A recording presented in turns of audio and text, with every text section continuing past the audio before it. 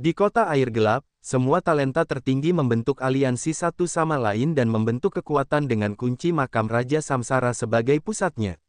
Setelah lebih dari 10 hari, situasi perlahan menjadi stabil. Pada saat ini, Pangeran Gagak Emas yang ke-10 mengirim pesan kepada Lu Ming dan Huang Ling, memberitahu mereka bahwa kunci dan peta makam Raja Samsara telah siap. Dia mengundang mereka untuk bertemu di Istana Gagak Emas, bergabung dengan peta, dan menuju ke makam Raja Samsara. Apakah semua orang akhirnya ada di sini? Lu Ming mengakhiri kultivasinya dan kilatan tajam muncul di matanya.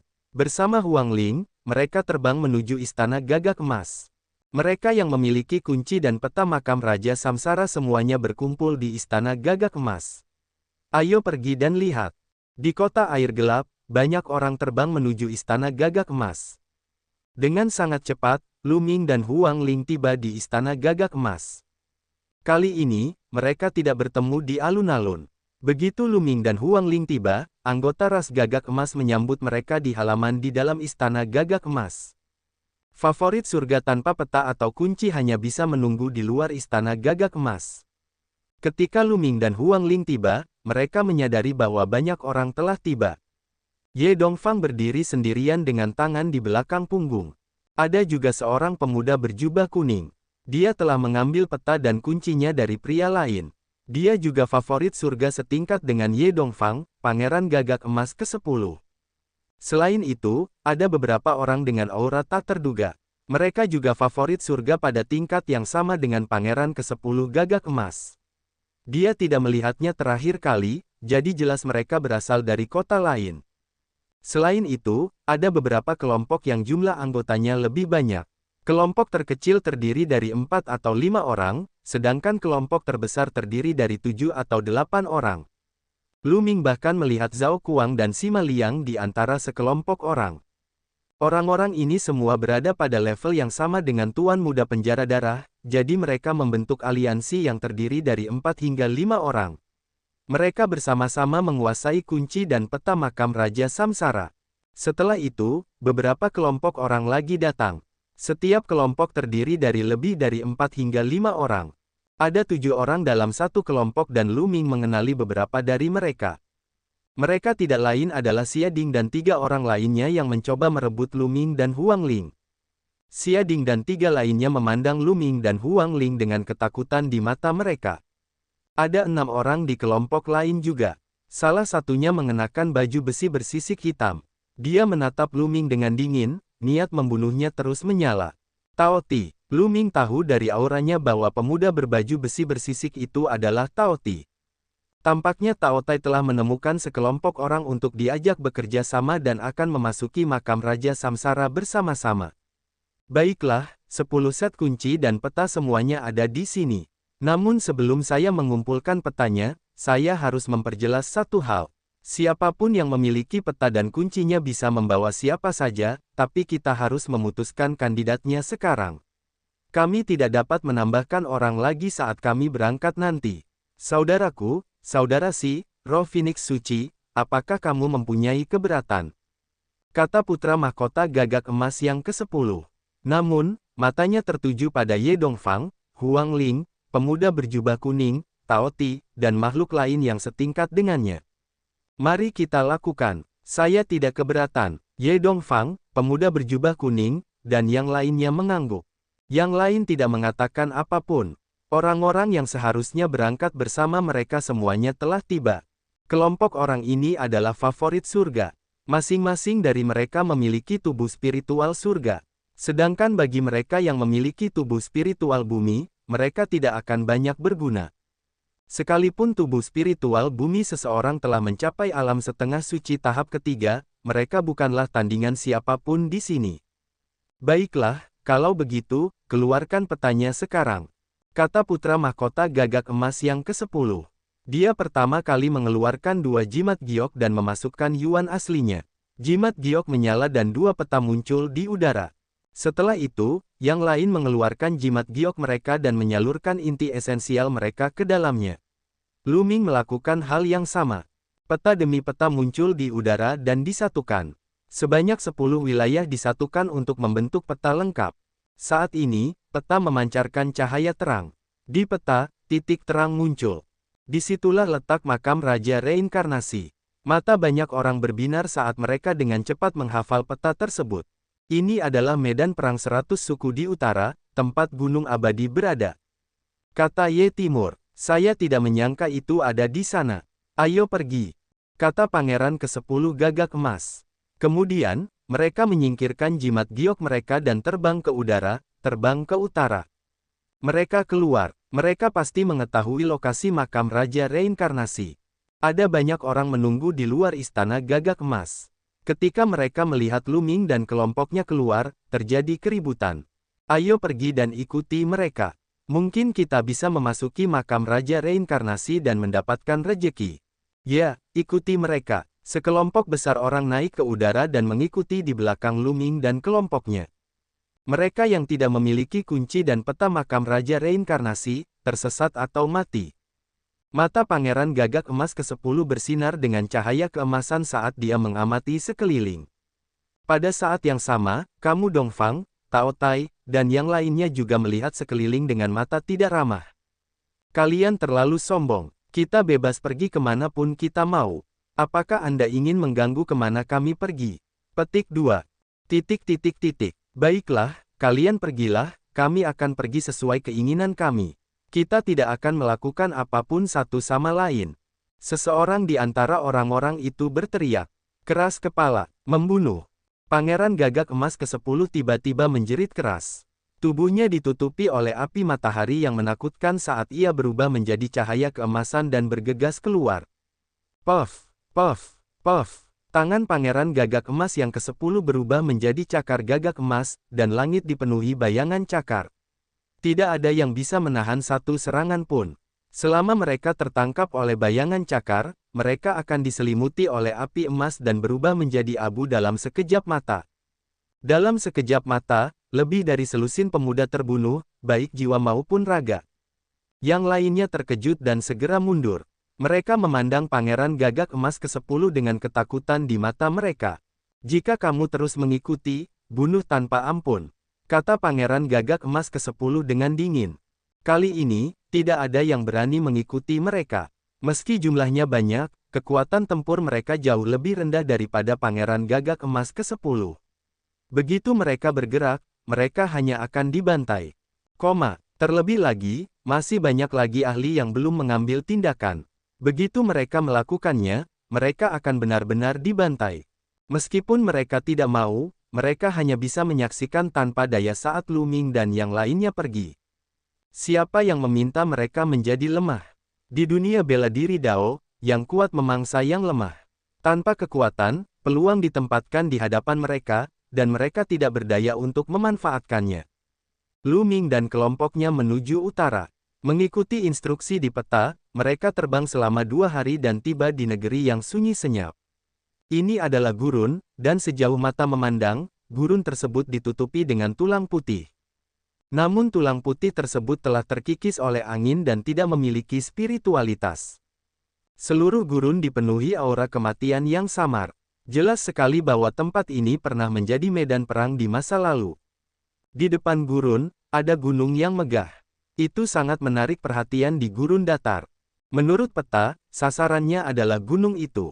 Bas dan EBSP, Wosh. Mereka terbang menuju gunung. Suara mendesing. Tiba-tiba, cahaya pedang menembus kehampaan dan menebas salah satu elit. Ledakan. Favorit surga menyerang dengan telapak tangannya dan menghancurkan cahaya pedang. Namun, saat berikutnya, tanah gurun yang sunyi dan sunyi itu meledak, dan sesosok tubuh bergegas keluar dari tanah dan berdiri di depan mereka. Angka-angka ini bermacam-macam. Beberapa berwujud binatang iblis, sementara yang lain berwujud manusia. Beberapa dari mereka mengenakan baju besi dan memegang pedang dan pedang, namun mereka memiliki satu kesamaan, yaitu tubuh mereka dipenuhi aura kematian yang kuat. Itu adalah mayat hidup. Seseorang berkata, bunuh manusia ini.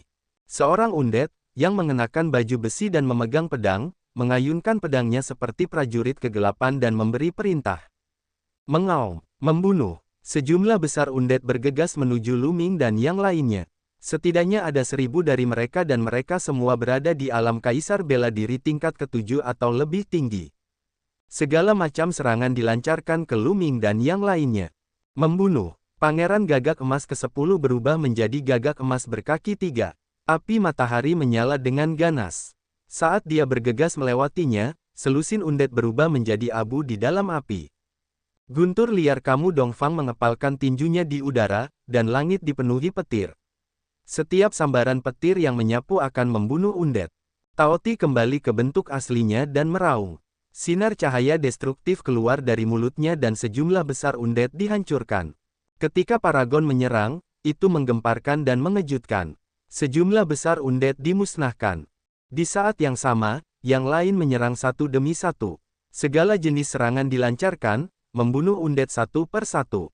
Namun, ada terlalu banyak undet, dan mereka terus berlari keluar dari tanah. Terlebih lagi, dia menjadi semakin kuat. Mengaum. Tulang putih raksasa berbentuk harimau. Dengan suara gemuruh yang keras, ruangan itu bergetar saat ia menerkam ke arah Pangeran Gagak Emas yang ke-10. Harimau bertulang putih memancarkan aura alam setengah sein tahap ketiga. Itu sangat kuat. Namun, dia masih dikalahkan oleh Pangeran Gagak Emas ke-10 dalam satu gerakan. Dalam pertarungan di level yang sama, tubuh spiritual surgawi dapat dengan mudah membunuh tubuh spiritual non-surgawi lainnya dalam hitungan detik. Mayat hidup terus bergegas keluar dari tanah. Banyak di antara mereka yang berada di level setengah sein, namun mereka tetap tidak bisa menghentikan mereka. Mereka terus mendorong menuju gunung yang megah. Lu Ming terus-menerus memukul. Kekuatan tinjunya melintasi ruang hampa dan membunuh dua undet yang berada di alam setengah sein tahap kedua. Ledakan. Tepat pada saat ini, aura yang sangat menakutkan muncul dari tanah. Sosok yang mengenakan baju perang kuno dan memegang tombak panjang muncul di langit. Mayat hidup alam suci. Ekspresi banyak orang berubah. Mayat hidup yang mengenakan baju besi kuno dan memegang tombak ini adalah mayat hidup alam suci, dan kekuatan suci yang menakutkan terpancar dari tubuhnya. Jadi bagaimana jika kamu seorang suci? Aku akan tetap dipenggal. Pangeran Gagak Emas ke-10 berbicara dengan cara yang sangat mendominasi. Dengan kekuatan tempur mereka, mereka tidak takut dengan para penggarap alam suci biasa. Namun, Sein Undet tidak menyerang. Sebaliknya, dia menatap Lu Ming dan yang lainnya dengan dingin dan berkata dengan suara serak, "Mundur." Kemudian, undet yang menyerang dengan ganas mundur seperti air pasang. Mereka tenggelam ke dalam tanah dan menghilang. Sein undetnya juga tenggelam ke dalam tanah dan menghilang. Dia mundur. Seseorang tercengang. Seorang ahli alam suci hanya akan terbunuh jika dia tidak mundur. Tentu saja, dia harus mundur. Pangeran Gagak Emas ke-10 berbicara dengan penuh percaya diri. Kelompok itu terus maju. Setelah itu, tidak ada kecelakaan dan tidak ada yang menghentikannya. Mereka tiba di depan gunung. Gunung itu gelap gulita dan dikelilingi aura mematikan. Tidak ada sehelai rumput pun yang tumbuh di atasnya. Apakah ini makam Raja Reinkarnasi? Saya pernah ke sini sebelumnya, tetapi saya tidak menemukan sesuatu yang aneh. Ye Timur mengerutkan kening. Gunung ini tampak seperti gunung biasa. Tidak ada yang aneh di sana, dan tidak ada pintu masuk. Setelah itu, mereka terbang mengelilingi gunung tetapi tidak menemukan jalan masuk. Semua orang mengerutkan kening. Apakah makam Raja Reinkarnasi itu palsu? Mari kita lihat kunci makam Raja Reinkarnasi. Bagaimana menurutmu? Seseorang menyarankan. Baiklah. Yang lain mengangguk dan mengeluarkan kunci makam Raja Reinkarnasi. Bas. Saat semua orang mengeluarkan kuncinya, pemandangan mengejutkan muncul. 10 kunci itu bergetar dan memancarkan cahaya cemerlang. Mereka meninggalkan tangan semua orang dan terus terbang menuju gunung. Kemudian, mereka melayang di puncak gunung dan bertambah besar dengan cepat. Masing-masing berukuran 100.000 kaki. Kemudian, 10 kunci itu benar-benar menyatu dan berubah menjadi surga yang mengangkat tombak. Ledakan. Tombak pertempuran surga yang perkasa diayunkan ke bawah gunung. Ledakan. Ledakan. Ledakan. Saat tombak itu jatuh, gunung yang menjulang tinggi itu terbelah menjadi dua, memperlihatkan lembah yang dalam di tengahnya, seperti sebuah lorong. Tombak itu terbang ke kedalaman ngarai dan menghilang. Apakah ini jalan menuju makam Raja Reinkarnasi? Mata beberapa orang berbinar. Itu pasti. Haha, makam Raja Reinkarnasi akhirnya muncul. Beberapa orang tertawa. Namun, saat berikutnya, pemandangan itu tiba-tiba menjadi sunyi. Sosok semua orang bersinar, dan mereka menjauh dari yang lain, memperlihatkan ekspresi waspada. Sekarang setelah makam Raja Reinkarnasi muncul, mereka akan menjadi pesaing. Tentu saja, mereka harus waspada satu sama lain. Hehe, Pangeran ke-10 Gagak Emas tertawa dingin dan terbang ke udara, terbang menuju lembah. Ayo pergi, yang lainnya dengan cepat terbang menuju ngarai. Namun, ketika mereka sampai di ngarai, mata mereka menyipit. Gunung yang menjulang tinggi itu terbelah menjadi dua. Secara logika, sisi seberang ngarai juga merupakan sisi lain gunung. Namun kenyataannya tidak demikian. Di kedalaman ngarai, ada lorong yang langsung melewati ruang angkasa dan menuju ke tempat yang tidak diketahui. Semua orang datang ke pintu masuk terowongan, dan Pangeran Gagak Emas ke-10 masih menjadi orang pertama yang melangkah masuk. Saat dia melangkah masuk, ekspresinya sedikit berubah, tapi dia terus berjalan ke depan. Yang lainnya juga memasuki terowongan. Sungguh tekanan yang berat. Ada zona larangan terbang di sini, jadi sulit untuk terbang. Begitu mereka memasuki lorong, seseorang berkata dengan sungguh-sungguh. Lu Ming dan Huang Ling juga melangkah ke lorong itu. Seketika, mereka merasakan tekanan kuat pada tubuh mereka.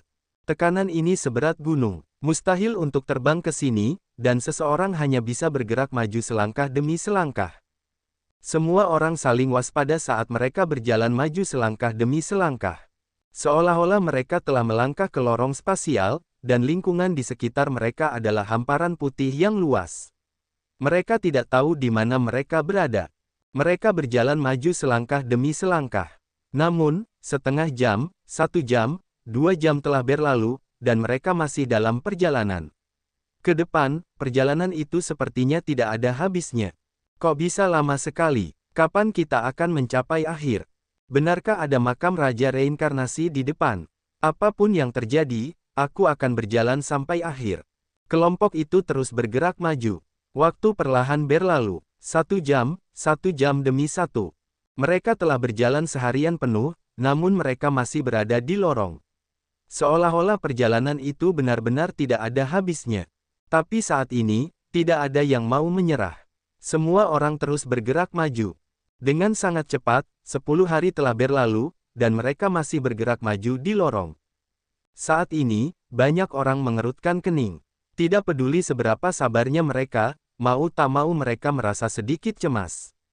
Apakah bagian ini benar-benar mengarah ke makam Raja Reinkarnasi? Namun, karena mereka sudah sampai sejauh ini, mustahil bagi mereka untuk mundur. Mereka hanya bisa terus maju. Segera, 5 hari berlalu. Saya bisa melihat akhirnya. Tiba-tiba, seseorang berteriak kegirangan. Di depan mereka, perjalanan itu akhirnya akan berakhir. Dari kejauhan tampak seperti negeri kegelapan. Semua orang menghela nafas lega. Mereka telah berjalan selama setengah bulan di sebuah lorong tanpa apa-apa. Kuncinya adalah mereka tidak tahu berapa lama mereka harus berjalan. Ini adalah ujian kesabaran mereka. Untungnya, mereka semua adalah jenius tiada taraf yang berani datang ke medan perang 100 klan untuk menenangkan diri. Mereka luar biasa dalam segala aspek, dan tentu saja mereka tidak kekurangan kesabaran. Itu sebabnya mereka bisa bertahan sampai sekarang. Ayo pergi. Segera, semangat semua orang terangkat.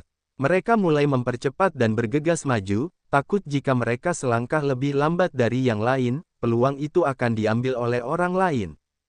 Lu Ming dan Huang Ling juga mempercepat.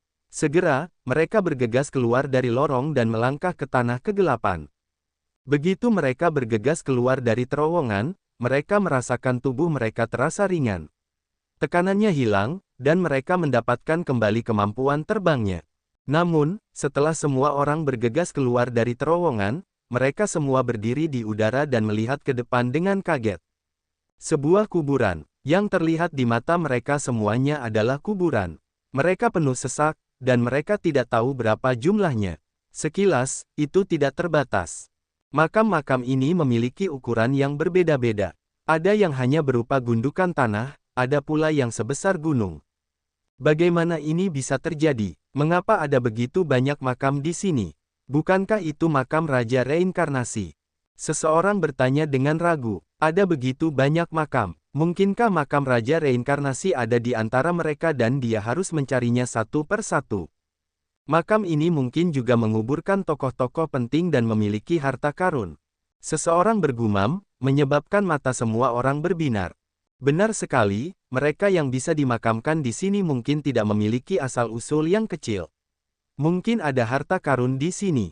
Lalu, dengan begitu banyak orang di sini, bukankah dia akan kaya? Bas, dan EBCP, Wash. Seketika, mereka bergerak. Satu demi satu sosok bergegas keluar dan bergegas menuju makam. Mereka sedang mencari target mereka. Masing-masing dari mereka menemukan sebuah makam dan bergegas. Hati-hati, Lu Ming mengirimkan transmisi suara ke Huang Ling. Dia merasa segala sesuatunya tidak sesederhana kelihatannya.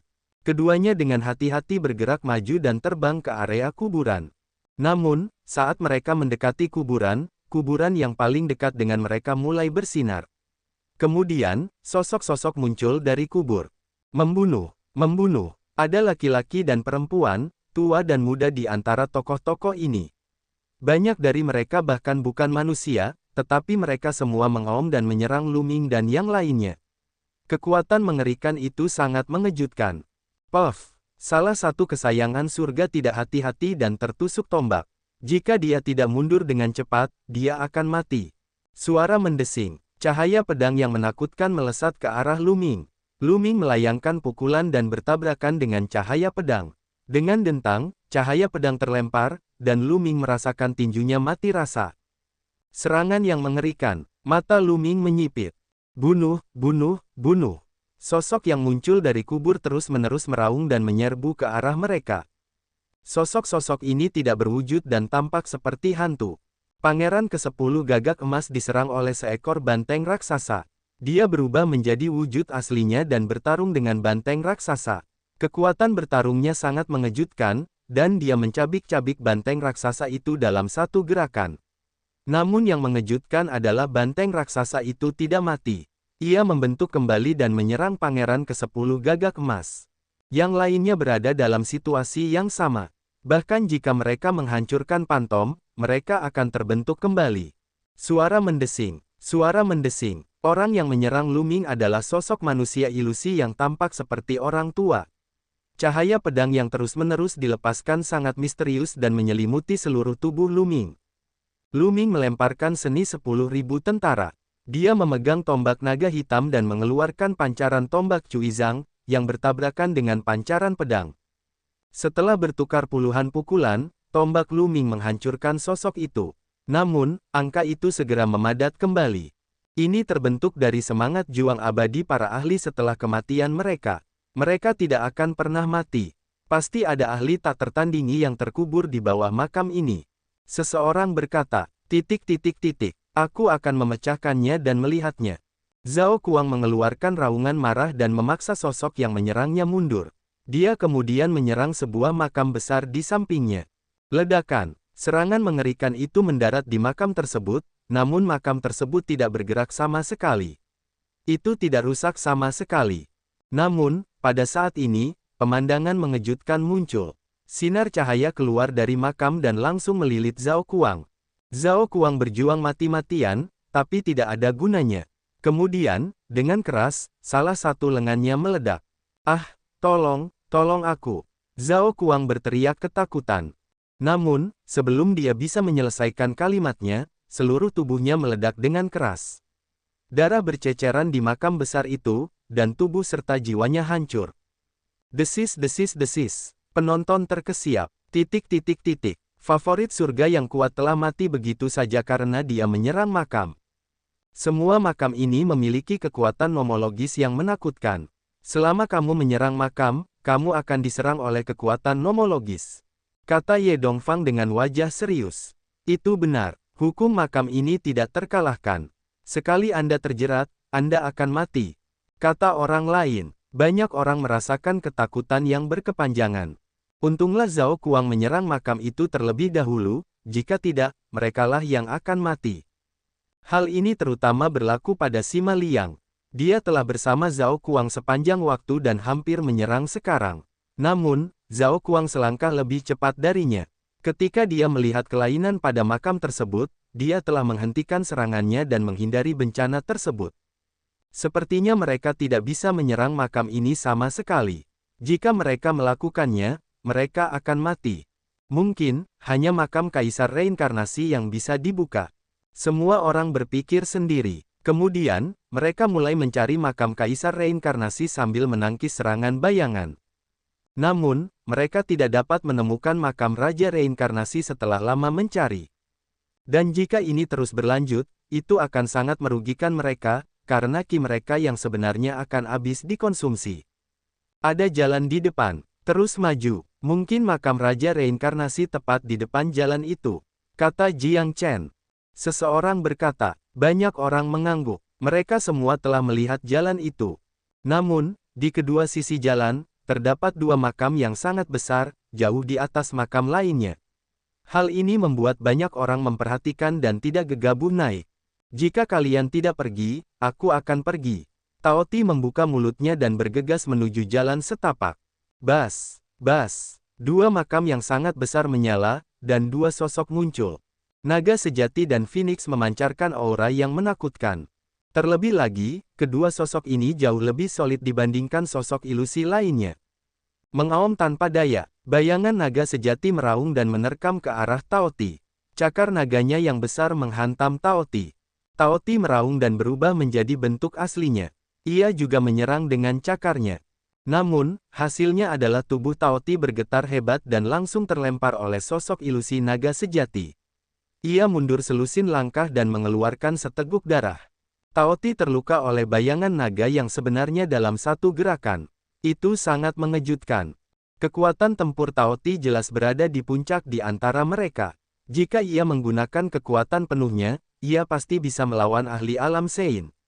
Namun, itu bukan tandingannya dan terluka dalam satu gerakan.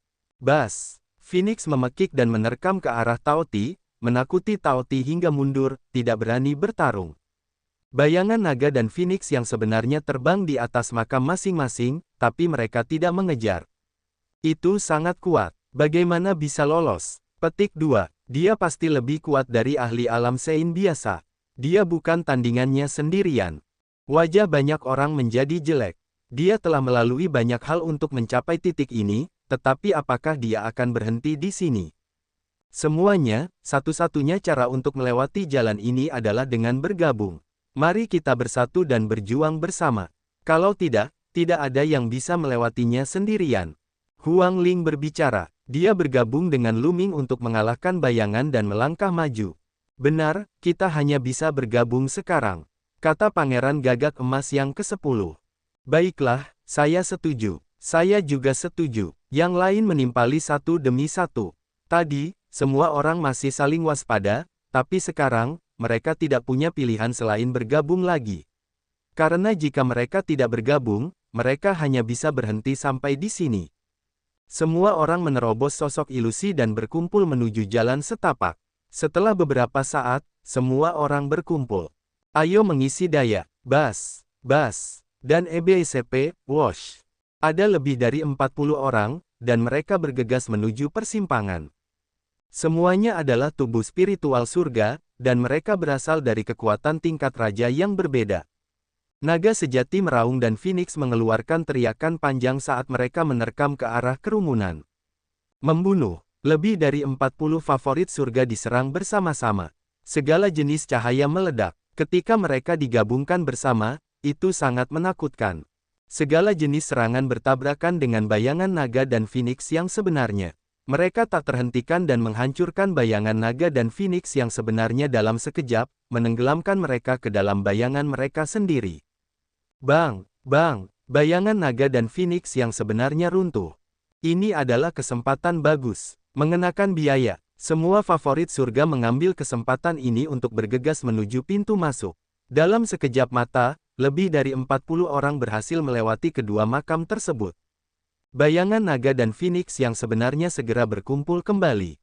Namun, mereka tidak terus menyerang mereka. Sebaliknya, mereka meraung dan terbang ke dalam kubur, menghilang. Hanya sedikit niat bertarung abadi yang telah mencapai alam suci. Saya bertanya-tanya betapa menakutkannya dia ketika dia masih hidup. Mungkinkah dia telah mencapai pangkat kaisar? Apakah ada naga sejati setingkat kaisar yang terkubur di makam ini? Lu Ming memandangi makam besar itu, cahaya menyala di matanya. Jika dia bisa mendapatkan pelindung tulang naga sejati setingkat kaisar dan menyempurnakannya, ke level berapa tubuh rohnya akan berevolusi? Akankah dia berevolusi menjadi tubuh spiritual surgawi tingkat tinggi dalam sekali jalan? Tentu saja, dia hanya memikirkannya. Makam itu dipenuhi dengan kekuatan hukum yang menakutkan. Zhao Kuang baru saja berakhir seperti itu. Dia tentu saja tidak berani menyerang makam itu. Semua orang menghela nafas panjang dan mengikuti jalan ke depan. Tidak lama kemudian, sebuah sungai menghalangi jalannya. Anehnya, air sungai ini berwarna kuning, seperti sungai neraka yang legendaris, mata air kuning. Apakah ini benar-benar sungai mata air kuning? Tiba-tiba, seseorang berbicara, suaranya bergetar. Karena ada loh batu di sana. Ketika semua orang melihatnya, mereka melihat dua kata tertulis di loh batu, mata air kuning. Semua orang saling memandang dan melihat keterkejutan dan ketakutan di mata satu sama lain. Menurut legenda kuno, ada 9 kata-kata neraka antara langit dan bumi. Di neraka, ada sebuah sungai yang mengalir melintasi neraka. Itu disebut mata air kuning. Mata air kuning tidak dapat dilalui, karena begitu seseorang memasukinya, makhluk hidup apapun itu, mereka akan terkorosi oleh air dan menjadi bagian dari mata air kuning. Namun, semua itu hanyalah legenda. Tidak ada yang pernah melihat ahli tingkat kaisar. Mungkinkah dunia akhirat dan neraka 9 kata-kata itu benar-benar ada? Bahkan Pangeran ke-10 Gagak Emas dan Taoti, yang keduanya nakal, memiliki ekspresi serius di wajah mereka. Tidak ada seorang pun yang berani mencoba menyeberangi mata air kuning dengan gegabah. Jika mereka menyeberangi sungai seperti mata air kuning yang legendaris, itu sama saja dengan bunuh diri. Ada jembatan di sana. Seseorang menunjuk ke depan dan berteriak. Semua orang menoleh dan melihat jembatan di depan. Semua orang berjalan di sepanjang tepi mata air kuning. Ketika mereka semakin dekat, mereka menemukan bahwa jembatan itu sangat lebar dan mengarah langsung ke sisi lain mata air kuning. Ada 3 kata yang terukir di jembatan. Jembatan ketidakberdayaan. Desis. Suara terengah-engah terdengar, dan semua orang merasakan hawa dingin di hati mereka. Menurut legenda, ada jembatan ketidakberdayaan di atas mata air kuning. Jika seseorang ingin melintasi mata air kuning, ia harus melintasi jembatan ketidakberdayaan. Dia tidak menyangka memang ada jembatan ketidakberdayaan.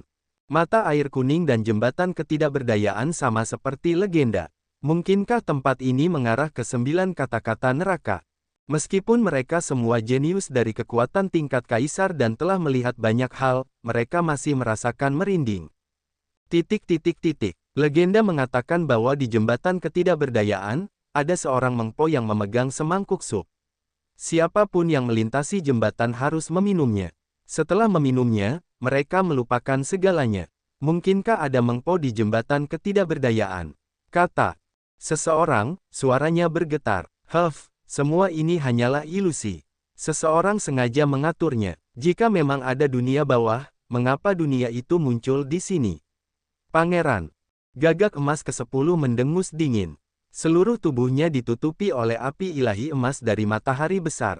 Dia melangkah ke jembatan ketidakberdayaan dan menuju ke sisi lain.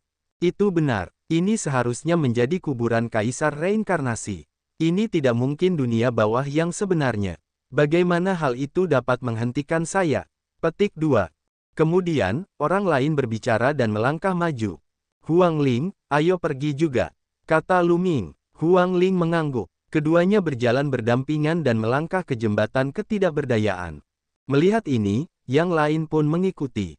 Meski tidak percaya, mereka tetap berhati-hati dan waspada. Kemana perginya jiwa para pahlawan kuno? Tiba-tiba, sebuah suara santai terdengar. Itu datang dari tempat yang tidak diketahui dan terdengar di telinga semua orang. Siapa ini? Seseorang kaget dan berteriak, kemana perginya jiwa para pahlawan kuno? Suara itu terus terdengar, sepertinya dipenuhi dengan ketidakberdayaan dan desahan. Saat kelompok itu terus bergerak maju, suara itu terus terdengar. Namun selama ini, hanya satu kalimat ini yang terulang kembali. Semua orang menahan napas dan tidak memperhatikan suara ini. Mereka terus maju, dan segera, mereka akan melintasi jembatan ketidakberdayaan. Tapi saat ini, semua orang berhenti. Ada sesosok tubuh di ujung jembatan.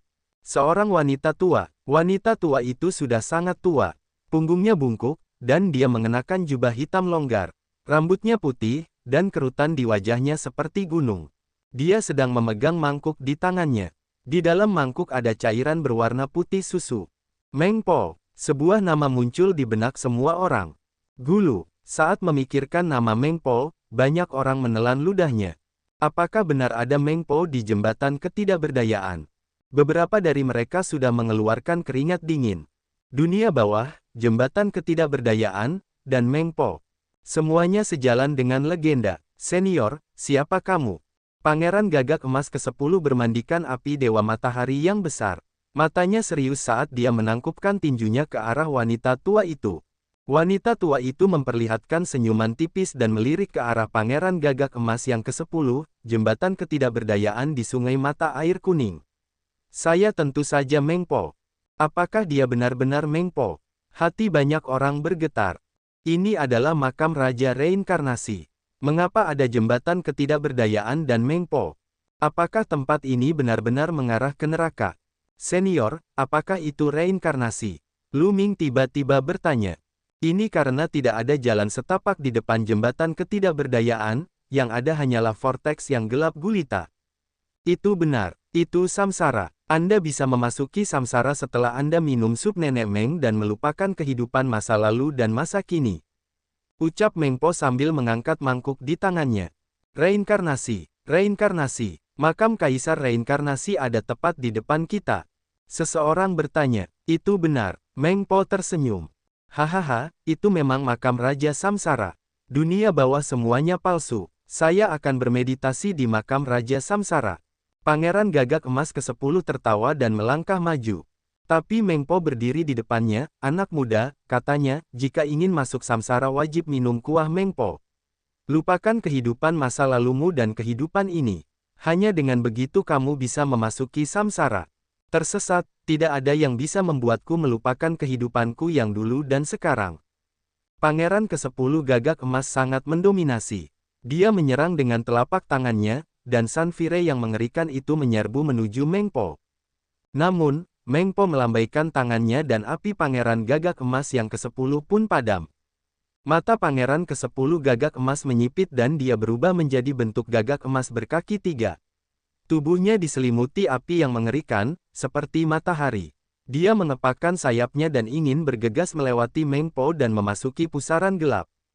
Pemuda itu terlalu impulsif. Meng Po bergumam. Dia mengulurkan tangannya yang layu dan meraih Pangeran Gagak Emas yang ke-10. Cakar yang mengering itu dengan cepat membesar, menjadi sebesar gunung saat menghantam Pangeran Gagak Emas yang ke-10. Pangeran ke-10 Gagak Emas sepertinya membeku di tempatnya, tidak bisa bergerak sama sekali saat dia ditangkap oleh tangan yang layu. Sial, serang, ayo serang bersama dan bergegas. Pangeran Gagak Emas yang ke-10 meraung. Bas, sesosok bergegas maju dengan kecepatan ekstrim, ingin mengambil kesempatan ini untuk bergegas. Dia juga seorang pemuda yang menakutkan, tidak lebih lemah dari putra mahkota Gagak Emas yang ke-10. Namun, pita sutra terlepas dari lengan Meng Po dan melilit pemuda itu. Yang lainnya terkejut. Mereka ingin mengambil kesempatan untuk menyerang, tetapi mau tak mau mereka berhenti.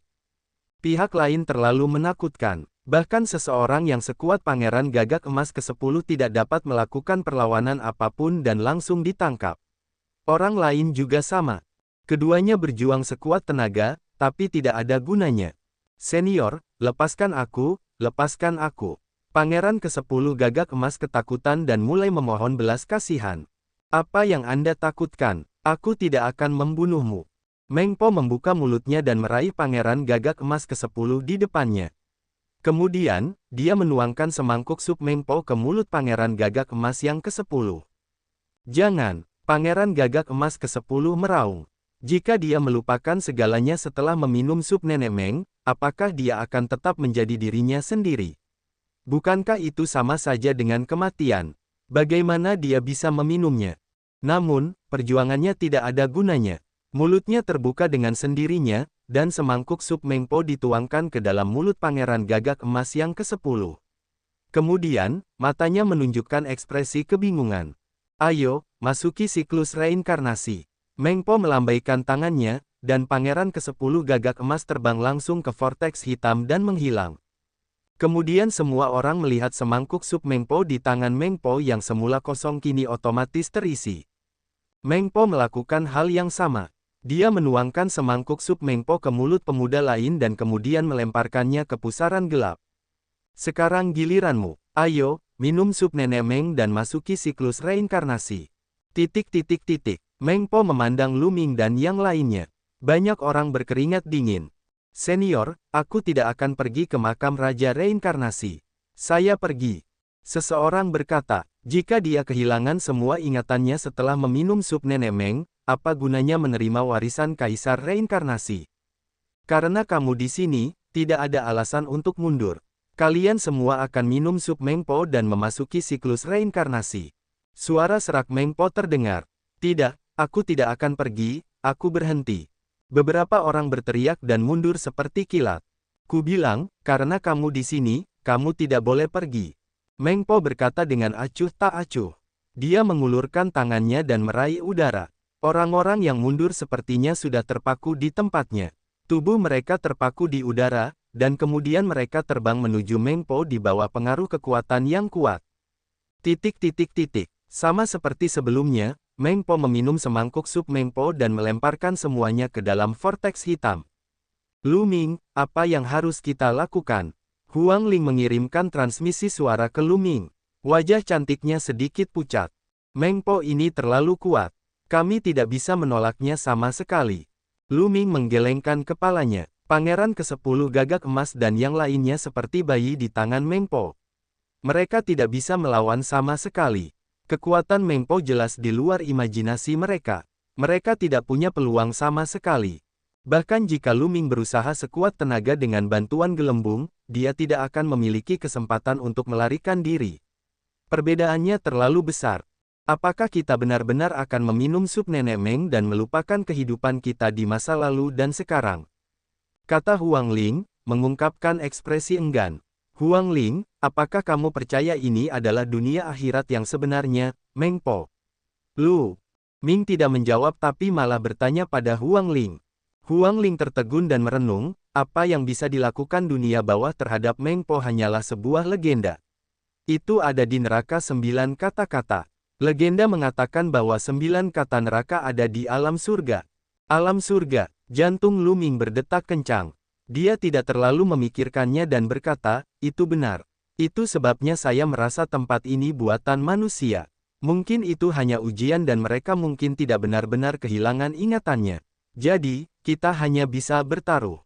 Berjudi, itu benar. Karena aku tidak bisa melarikan diri, aku akan bertaruh. Aku berangkat dulu. Dengan itu, Lu Ming melangkah keluar dan berjalan menuju Mengpo. Banyak orang terkejut. Lu Ming benar-benar mengambil inisiatif untuk melangkah maju. Anak kecil, kumohon. Mengpo mengambil sup di tangannya. Baiklah, Lu Ming sangat lugas. Dia mengambil semangkuk sup Mengpo dan meminumnya sekaligus. Kemudian, dia mengembalikan mangkuk itu ke Mengpo dan melompat ke pusaran gelap. Aku akan melakukannya. Kemudian, seorang pemuda kekar keluar. Itu kamu Dongfang. Jelas sekali, Lu Ming bukanlah satu-satunya orang yang berani. Seperti Lu Ming, Ye Dongfang meminum sup Mengpo dan melompat ke pusaran air. Setelah itu, Huang Ling melangkah keluar dan meminum sup tersebut sebelum melompat ke pusaran air. Ekspresi orang lain berubah, tetapi mereka juga memahami bahwa tidak ada jalan keluar hari ini. Mereka hanya bisa meminum sup nenek Meng lalu melangkah maju satu persatu. Tidak lama kemudian, semua elit yang masuk telah melompat ke dalam vortex hitam. Setelah semua orang melompat ke vortex hitam, tubuh Mengpo di jembatan ketidakberdayaan menghilang seperti ilusi, seolah-olah dia belum pernah ke sana.